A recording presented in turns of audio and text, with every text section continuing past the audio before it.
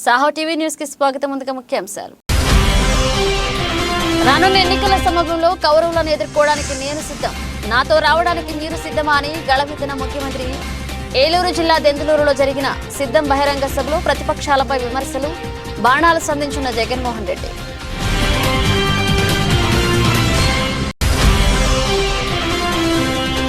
మైలవరం నియోజకవర్గానికి వైసీపీ కొత్త ఇన్ఛార్జి నియమించడంపై తన స్వగృహంలో సమావేశాన్ని ఏర్పాటు చేసిన ఎమ్మెల్యే వసంత. గ్రామ సర్పంచులు తన అభిమాన క్యాడర్తో చర్చించి భవిష్యత్ కార్యాచరణ తెలుపుతారని స్పష్టం చేసిన కృష్ణప్రసాద్.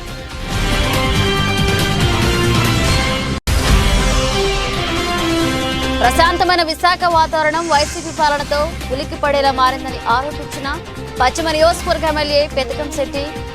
మొన్న ఎంపీ సంఘటన, నగరం మరొక ముందే తహసీల్దార్ దారుణ హత్య, ప్రజలకు భయంతో ఉన్నారన్న గడప.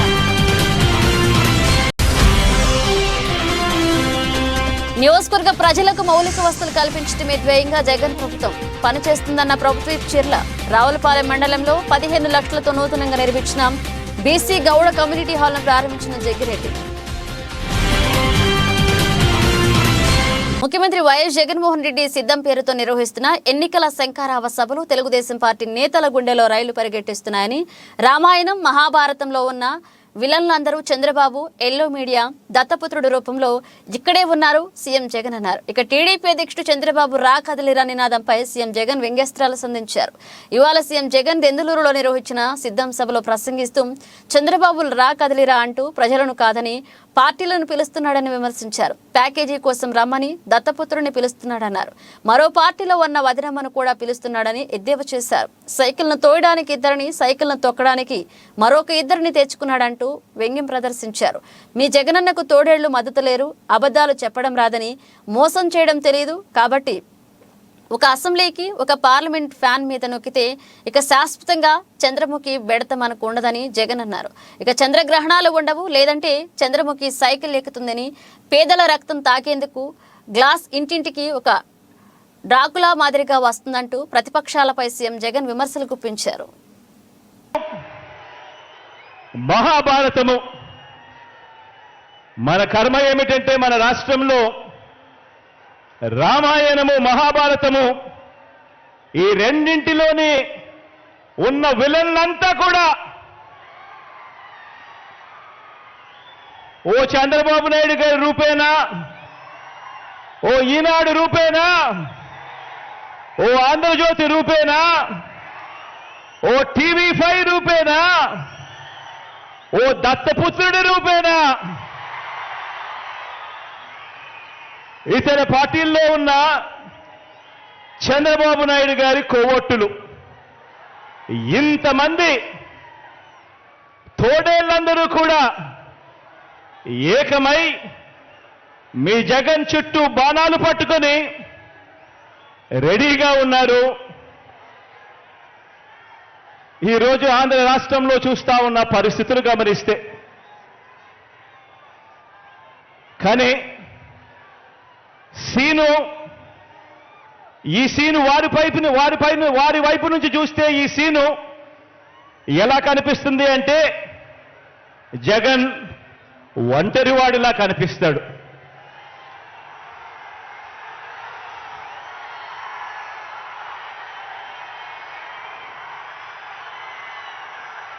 వాళ్ళ వైపు నుంచి చూసినప్పుడు ఇంతమంది తోడేళ్ల మధ్యన జగన్ ఒంటరివాడి మాదిరిగానే కనిపిస్తాడు. కానీ నిజమేమిటి అనంటే ఇక్కడ కనిపిస్తా ఉన్నదే నిజం.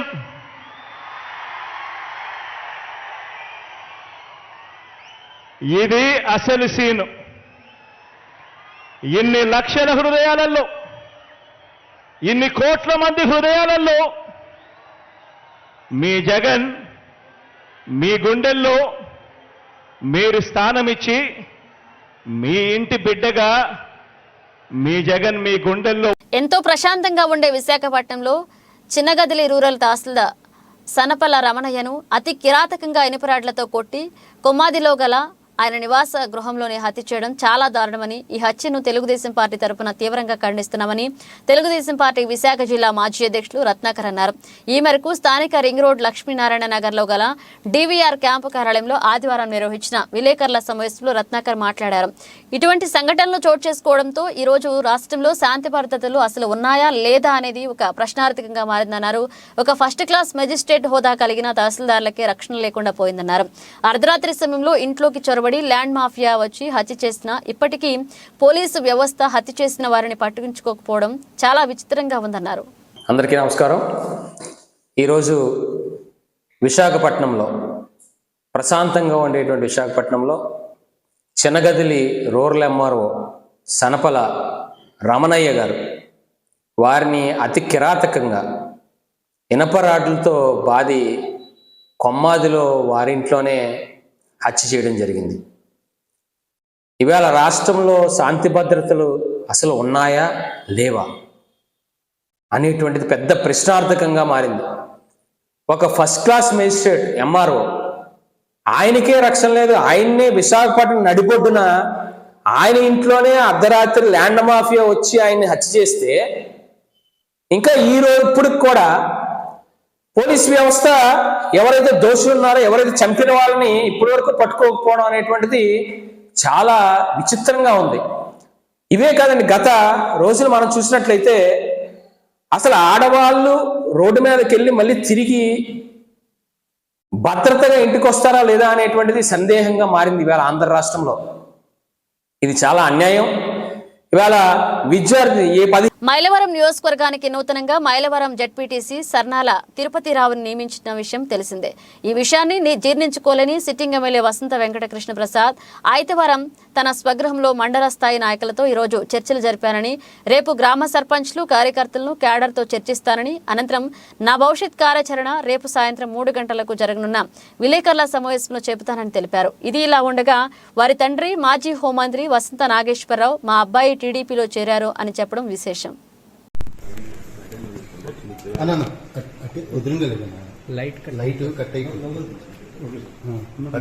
నమస్కారం. ఈరోజు మైలవరానికి సంబంధించిన ముఖ్య నాయకులతో నేను సమావేశం ఏర్పాటు చేసుకోవడం జరిగింది. రేపు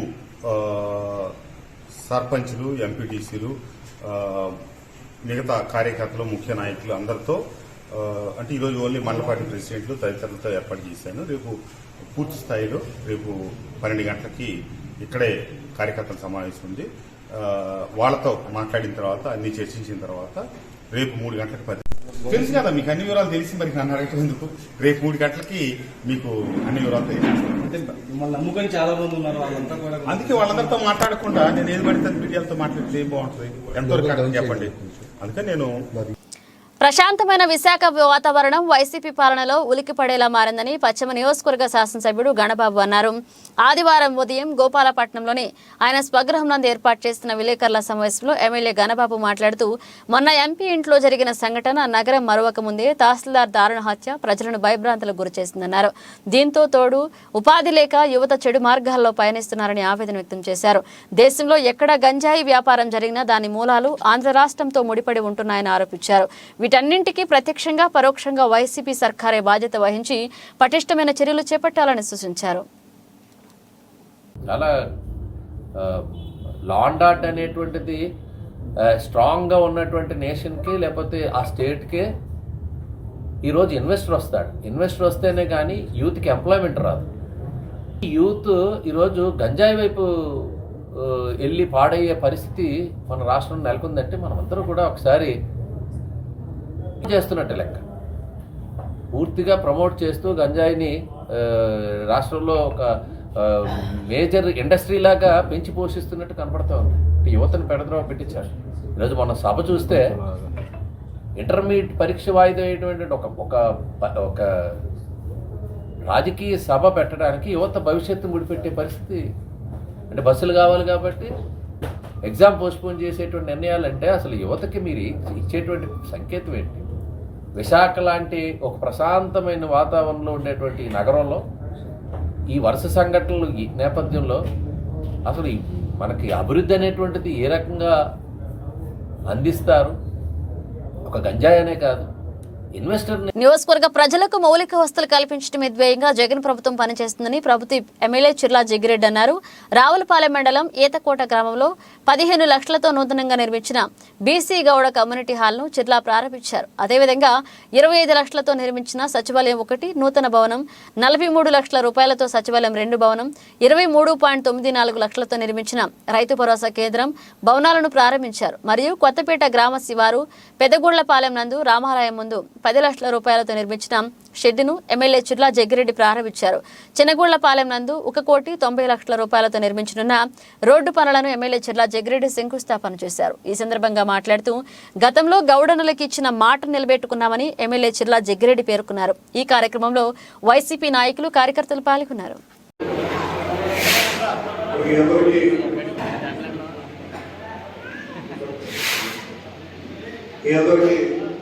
ఇచ్చిన మాట కట్టుబడి ఎన్నో వైద్యులు కూర్చి ఎన్నో చక్కటి ఈ కళ్యాణోత్సవాన్ని ప్రారంభిస్తున్నాము. ముఖ్యంగా మరి ఎంతో కాలం నుంచి గౌడ సోదరులు, ప్రాంతంలో గౌడ సోదరులు నా తండ్రి గారికి అనేక రాజకీయ దృక్పథాలు కూడా ఎప్పుడూ వారి కుటుంబాన్ని వదిలిపెట్టకుండా మరి ప్రయాణం చేసి లక్ష్యాల పైకి వచ్చేవాడు కూడా వినట్టు కాదు. అందుకని మీ అందరూ అందుకే ఈ రోజున ఏదేమైనా నేను పూర్తి చేసి అప్పచెప్పాలని ఉద్దేశంతో ఎన్ని ఇబ్బందులు వచ్చినప్పటికీ కూడా సుమారు 40 లక్షల రూపాయలు వెచ్చించి ఈ యొక్క మండపాన్ని లెక్క తీర్చింటే మీకు అందిస్తున్నామని చెప్పి సందర్భంగా తెలియజేస్తున్నాను. మాట చెప్పడం కాదు, వైఎస్ఆర్ కాంగ్రెస్ పార్టీలో చేతలతో పనులు చేసి చూపిస్తున్నామనేటువంటి దానికి ఇది ఒక ప్రత్యక్షమైన ఉదాహరణ కూడా. అనకాపల్లి జిల్లా సబ్బవరం మండలంలో పలు గ్రామాల్లో అభివృద్ధి కార్యక్రమాలకు సంబంధించి ప్రారంభోత్సవ కార్యక్రమాల్లో పెందుర్తి శాసనసభ్యులు అన్నంరెడ్డి అదీప్ రాజ్ ముఖ్య అతిథిగా పాల్గొని శిలాఫలకాలు ఆవిష్కరించి ప్రారంభించారు. సబ్బవరం మండలంలోని మల్లునాయుడుపాలెం సచివాలయ నూతన భవనం, రైతు భరోసా భవనాన్ని ప్రారంభించారు. అనంతరం బోధువలసలో సచివాలయ భవనం, అంతకాపల్లిలో సచివాలయ భవనం, రైతు భరోసా కేంద్రం, వెల్నెస్ సెంటర్, మంగలి, ఆరిపాక గ్రామాల్లో సచివాలయ భవనాల శిలాఫలకాలు ఆవిష్కరించి ప్రారంభించారు. ఈ సందర్భంగా ఆరిపాకలో సర్పంచ్ పాలిశెట్టి పార్వతి ఆధ్వర్యంలో జరిగిన ఈ కార్యక్రమంలో ఎమ్మెల్యే అదీప్ రాజు మాట్లాడుతూ రాష్ట్రంలో వైసీపీ ప్రభుత్వంలో ముఖ్యమంత్రి వైఎస్ జగన్మోహన్ రెడ్డి అభివృద్ధి, సంక్షేమం 2 కళ్లుగా భావించి పాలన సాగించారన్నారు. ఆయా కార్యక్రమాల్లో MPP Bokam Suryakumari Ramanaidu, vice MPP Chokkakula Govind, సర్పంచ్లు సబ్బవరపు రాయణమూర్తి, బోను దేవుడమ్మ, గంగునాయుడు, నేబర్తి శ్రీనివాసరావు, వైసీపీ నాయకులు బోకం రామునాయుడు, బోను గంగునాయుడు, సబ్బవరపు ముత్యాలనాయుడు, పాలిశెట్టి సురేష్ రాజ్, మళ్ళా కోటేశ్వరరావు, ఎడ్లనాయుడు, హేమంత్ తదితరులు పాల్గొన్నారు. ఏదైనా గతంలో కూడా అనేక సందర్భాల్లో చెప్పాను, జగన్మోహన్ రెడ్డి గారి ప్రభుత్వంలో సంక్షేమం, అభివృద్ధి 2 కూడా 2 కళ్ళుగా ఈ ప్రభుత్వం పనిచేస్తుంది అనేటువంటి విషయాన్ని చాలా సందర్భాల్లో చెప్పడం జరిగింది. ఈరోజు దానికి ఉదాహరణ ఇవాళ గ్రామాల్లో మనం చూస్తే ప్రతి గ్రామంలోని కూడా, ప్రతి సచివాలయం పరిధిలోని కూడా తక్కువలో తక్కువ 15 కోట్ల రూపాయలకు తక్కువ లేకుండా వివిధ సంక్షేమ కార్యక్రమాల ద్వారా పైసా లంచం లేకుండా, కులం చూడకుండా, మతం చూడకుండా, రాజకీయం అనేటువంటి చూడకుండా వాళ్ళ ఖాతాల్లోకి డబ్బులు వేసేటువంటి కార్యక్రమం అనేక సంక్షేమ కార్యక్రమాలు. వాటితో పాటు వాళ్ళు ఎక్కడా కూడా అభివృద్ధి లేదు అని చెప్పి ప్రతిపక్షాలు మాట్లాడుతున్న సందర్భం కూడా మనం చూసాం. ఈరోజు మీరు వచ్చి చూడండి ఒకసారి గ్రామాల్లో ఏ రకంగా జగన్మోహన్ రెడ్డి గారి ప్రభుత్వంలో అభివృద్ధి కార్యక్రమాలు జరుగుతున్నాయని. ఏ గ్రామంలోకి వచ్చినా సరే ఒక సచివాలయం బిల్డింగ్ని ఏర్పాటు చేసి ఆ సచివాలయం బిల్డింగ్లో అన్ని రకాలైనటువంటి సేవలు అందించేటువంటి సచివాలయం సిబ్బందిని, వాలంటీర్ వ్యవస్థను, మీకు ఏ అవసరం ఉన్నా సరే ఒక ఎంఆర్ఓ ఆఫీస్ చుట్టూనో. వాసుదేవ గురుస్వామి, ఉంగరాల వీర వెంకట సుబ్బారావు ఆధ్వర్యంలో భద్రాచల శ్రీరామ రథోత్సవ పాదయాత్ర సమితి బృందం 400 మంది హనుమదీక్ష పరులతో ప్రయాణమైంది. ఆదివారం ఉదయం కాకినాడ స్వయంభూ భోగి గణపతి పీఠంలో బ్రహ్మముహూర్తం నందు తొలి పూజలు నిర్వహించి అచ్చంపేట నుండి గోంచాల మీదుగా కాలినడకతో శ్రీరామ రథం లాగుతూ సామర్లకోట జాతీయ రహదారిపై భద్రాచలం తరలి వెళ్లారు. వాసుదేవ గురుస్వామి మాట్లాడుతూ 13వ వార్షిక యాత్ర 10 రోజుల్లో పూర్తి చేసి భారీ అన్న సమారాధన చేస్తామన్నారు. తిరుమల తిరుపతి దేవస్థాన సౌజన్యంతో గోంచాల పంచాయతీ కల్పించిన స్థలంలో 25 లక్షలతో నిర్మిస్తున్న పాదయాత్ర రామాలయం ఏడాదిలో పూర్తి చేయడం జరుగుతుందన్నారు. ఇక యాత్రలో రోజుకు 70,000 ఖర్చుతో ఉదయం సాయంత్రం అల్పాహార భోజన వసతి ఏర్పాట్లను దాతలు అందిస్తున్నారన్నారు. ఈ కార్యక్రమంలో సమితి గౌరవ అధ్యక్షులు వింటి బాబ్జీ, అధ్యక్షుడు పేర్నిడి వెంకటరమణ, వెంకటేశ్వరరావు, శ్రీనివాస్, సత్యనారాయణ, సత్యప్రసాద్, వీరభద్రరావు, సూర్యనారాయణ, అయ్యప్ప స్వామి, కృష్ణ రాఘవరావు, సూర్యారావు మున్నగు వారు యాత్రను పర్యవేక్షిస్తున్నారు. పలువురు ప్రముఖులు, గ్రామ పెద్దలు పాల్గొని సాగనంపారు. 2012వ సంవత్సరంలో భూ గణపతి స్వామి వారి ఆశీస్సులతో కేవలం ఇద్దరితో ప్రారంభమైనటువంటి పాదయాత్ర 2024 వచ్చేటప్పటికి 13వ పాదయాత్రగా బయలుదేరింది. ఈవేళ సుమారు 400 మంది భక్తులతో అనేక గ్రామాల నుంచి, సుమారు 30 గ్రామాల చుట్టుపక్కల గ్రామాల నుంచి ఈవేళ యాత్ర బయలుదేరడం జరిగింది. ఈ పాదయాత్ర మా యొక్క శిష్యులు కూడా, శిష్య బృందం వల్లే ఇది ముందుకు పెడుతుంది. మరి సేవకులు ఎవరంటే మా యొక్క ప్రెసిడెంట్ గారు బాబ్జీ గారు, మా వైస్ ప్రెసిడెంట్ వెంకటేశ్వరరావు గారు, మా గౌరవ అధ్యక్షులు ఇంటి బాబ్జీ గారు, మా యొక్క ఆర్గనైజర్ గారు ఏలూరి శ్రీనివాసరావు గారు, అలాగే సెక్రటరీ గారు బుద్ధారి గారు, ఇటువంటి గొప్పగా మాకు సర్వీసులు చేస్తా గొప్ప వైభవంతో ఈ పాదయాత్రను ముందుకు తీసుకువెళ్తా ఉన్నది. ఎందుకంటే ఇంతమందితో ఇటువంటి రథాన్ని పట్టణాల మీదుగా వెళ్ళడం అంటే చాలా సామాన్యమైన విషయం కాదు. చాలా పకడ్బందీగా తీసుకువెళ్తా జరగడం జరిగింది. ఇది కేవలం శ్రీరామనామంతో ముందుకు వెళుతుంది. శ్రీరామ అనేటువంటిది మహామంత్రం. అనకాపల్లి జిల్లా అనకాపల్లి మండలం పిసినిపాక పంచాయతీ బీఆర్టీ కాలనీలో వెంచేసిన నల్లమారమ్మ ఆలయం పేరుతో అక్రమ నిర్మాణాలు చేపడుతున్నారని గ్రామస్తులు ఆగ్రహాన్ని వ్యక్తం చేశారు. ఆదివారం నల్లమారమ్మ గుడి ఆవరణంలో ఏర్పాటు చేసిన మీడియా సమావేశంలో ఆ స్థలానికి చెందిన భూ యాజమానులు, గ్రామ నాయకులు బుద్దా సత్యనారాయణ, బుద్దా ప్రవీణ్ కుమార్, గ్రామ ఉప సర్పంచ్ బెజవాడ చంద్రకళ, గ్రామ నాయకులు బెజవాడ బాబ్జీ తదితరులు మాట్లాడుతూ దీనిపై స్పందనలో రెవెన్యూ ఆఫీసుకు ఫిర్యాదులు చేశామన్నారు. ఆ ఫిర్యాదుకు స్పందించే అధికారులు సర్వే నంబర్ 21/1 భూమి తమకు చెందిందని నిర్ధారించారన్నారు. అయినా కూడా అధికారులు ఇచ్చిన తీర్పును పట్టించుకోకుండా 4 వ్యక్తులు అక్కడ ఉన్న గ్రామస్తులతో గుడి నిర్మాణం పేరుతో మాపై దాడులు నిర్వహిస్తున్నారని ఆవేదన వ్యక్తం చేశారు. ఇది చూస్తున్న అధికారులు కూడా చూసి చూడనట్లుగా వ్యవహరిస్తున్నారన్నారు.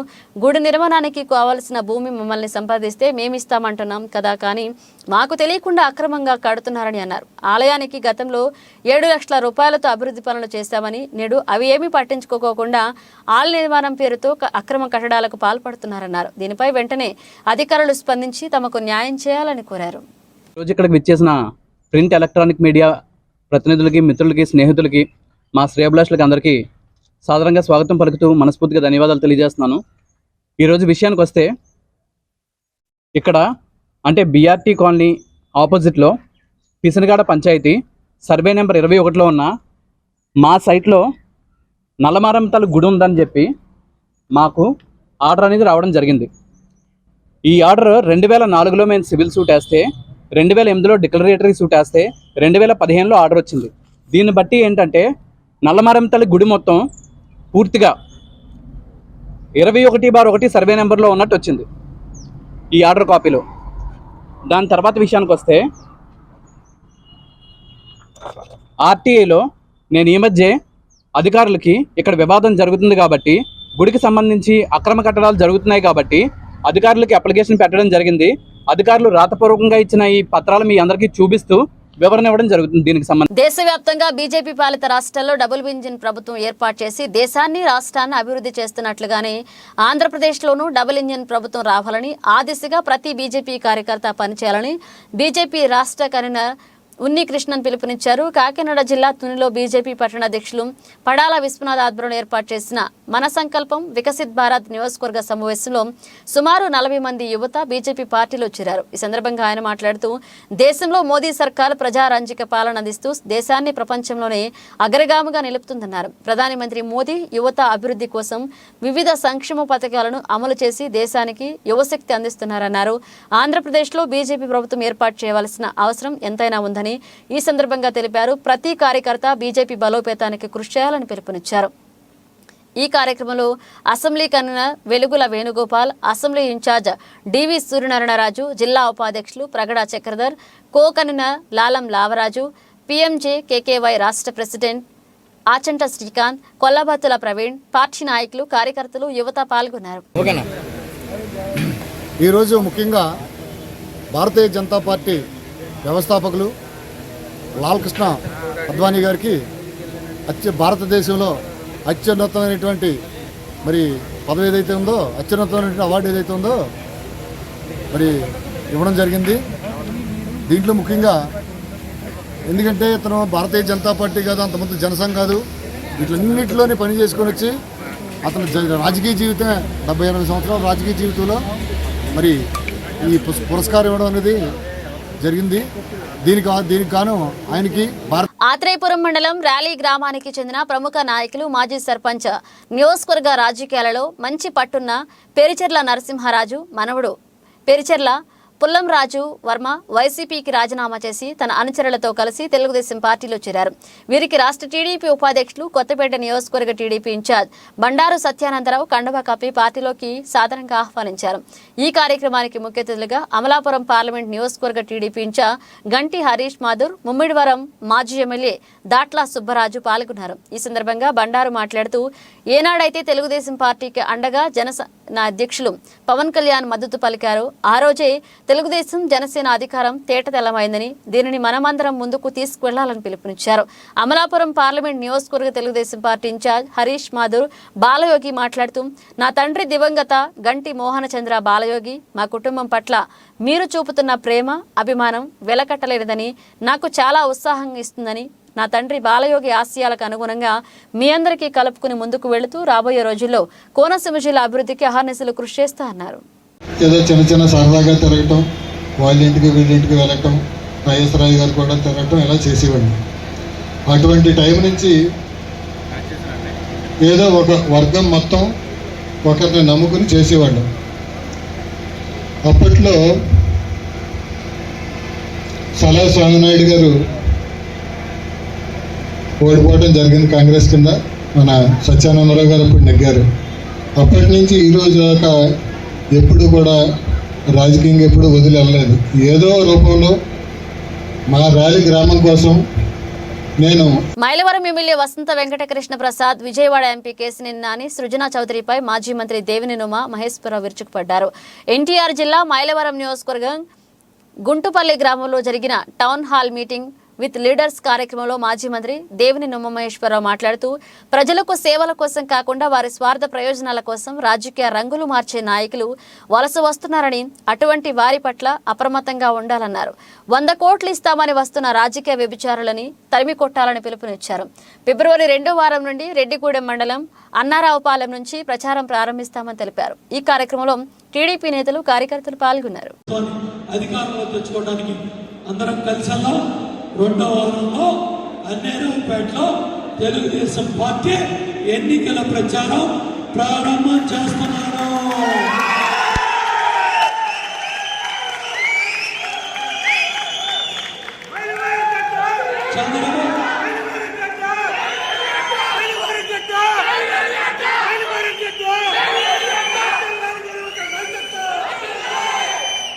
చంద్రబాబు నాయుడు గారు ఆశీస్సులతో, తెలుగుదేశం పార్టీ కుటుంబ సభ్యుల ఆశీస్సులతో, నారా లోకేష్ బాబు చూపిస్తున్న అభిమానంతో మనం 2వ వారం నుంచి ఇంటింటికి వెళ్దాం. ఓటమి భయంతోనే టీడీపీ నీచమైన చర్యలకు పాల్పడుతుందని ఎన్టీఆర్ జిల్లా విజయవాడ తూర్పు నియోజకవర్గ 6వ డివిజన్ కార్పొరేటర్ వియప్పు అమర్నాథ్ అన్నారు. జగనన్న ప్రభుత్వంలో విజయవాడ తూర్పు నియోజకవర్గం 6వ డివిజన్లో జరిగిన అభివృద్ధికి సంబంధించి వైఎస్ఆర్ కాంగ్రెస్ పార్టీ ఫ్లెక్సీలు ఏర్పాటు చేస్తే ఆ ఫ్లెక్సీలను టీడీపీ గూండాలు చించేశారని ఆరోపించారు. ఈ సందర్భంగా కార్పొరేటర్ వియప్పు అమర్నాథ్ మాట్లాడుతూ, రానున్న ఎన్నికల్లో టీడీపీ చిత్తుచిత్తుగా ఓడిపోద్దనే భయంతో వైసీపీ ఫ్లెక్సీలు చెబుతున్నారని మండిపడ్డారు. ఈ నీచమైన చర్యలను తీవ్రంగా ఖండిస్తున్నామన్నారు. ఈ కార్యక్రమంలో వైసీపీ నాయకులు పాల్గొన్నారు. గత ప్రభుత్వంలో అభివృద్ధి అనేది ఈ వార్డులో చూద్దాం. దేవినేని అవినాష్ గారు మేము కార్పొరేటర్గా గెలిచిన కానీ ఈ వార్డులో అభివృద్ధి ఏం చేశాం, దానికి నిదర్శనంగా మేము ఈరోజు ఫ్లెక్సీలు ఏర్పాటు చేస్తే టీడీపీ వారు అరాచకంగా మా ఫ్లెక్సీలను పోసి ఈరోజు మీరు అందరూ చూస్తూ ఉన్నారు. మేము కులం చూడడం, మతం చూడడం, ప్రాంతం చూడడం అనే విధంగా మీ వెనకాల తిరిగే, మీ జెండాలు మోసే నాయకులకు కూడా మేము పథకాలు ఇచ్చాం. ఈ రోజున అవన్నీ మీరు మర్చిపోయారా? మేము ఈరోజు మేము అడుగుతూ ఉన్నాం, అభివృద్ధి చేయడం మేము చేసిన పాపమా? మా జగన్మోహన్ రెడ్డి గారు ఒకటే చెప్పారు, ఆ రోజు సుదీర్ఘ పాదయాత్ర చేసినప్పుడు ప్రజల కష్ట నష్టాలను తెలుసుకొని వారికి అనుగుణంగా ఈరోజు ఈ పథకాలన్నీ కూడా పెట్టడం జరిగింది. అవన్నీ ఈరోజు మేము ఆ రోజు ఏదైతే చెప్పామో నినాదం, మా రోజున మేము పథకాలు ఇవ్వడం జరిగింది. అవన్నీ మీరు మర్చారా? ఈరోజు చూస్తున్న ఈ 6వ డివిజన్లో అభివృద్ధిని చూసి వారవలేక ఇక్కడ ఉన్న టీడీపీ గుండాలు అరాచకంగా మా ఫ్లెక్సీలు తీసేయడం, ఇవన్నీ మీరు చూస్తూ ఉన్నారు. మీ మీడియా సాక్షిగా మీరు చూస్తూ ఉన్నారు. బులెటిన్ ముగించే ముందు ముఖ్యాంశాలు మరోసారి. రానున్న ఎన్నికల సమయంలో కౌరవులను ఎదుర్కోవడానికి నేను సిద్ధం, నాతో రావడానికి మీరు సిద్ధమా అని గళమెత్తిన ముఖ్యమంత్రి. ఏలూరు జిల్లా దెందులూరులో జరిగిన సిద్ధం బహిరంగ సభలో ప్రతిపక్షాలపై విమర్శలు, బాణాలు సంధించిన జగన్మోహన్ రెడ్డి.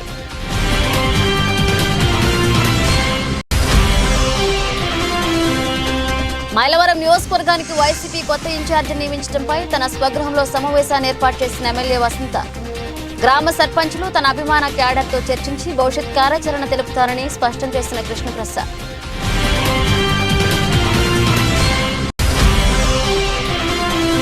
ప్రశాంతమైన విశాఖ వాతావరణం వైసీపీ పాలనతో ఉలిక్కిపడేలా మారిందని ఆరోపించిన పశ్చిమ నియోజకవర్గ ఎమ్మెల్యే పెతకంశెట్టి. మొన్న ఎంపీ సంఘటన, నగరం మరొక ముందే తహసీల్దార్ దారుణ హత్య, ప్రజలకు భయంతో ఉన్నారన్న గణన.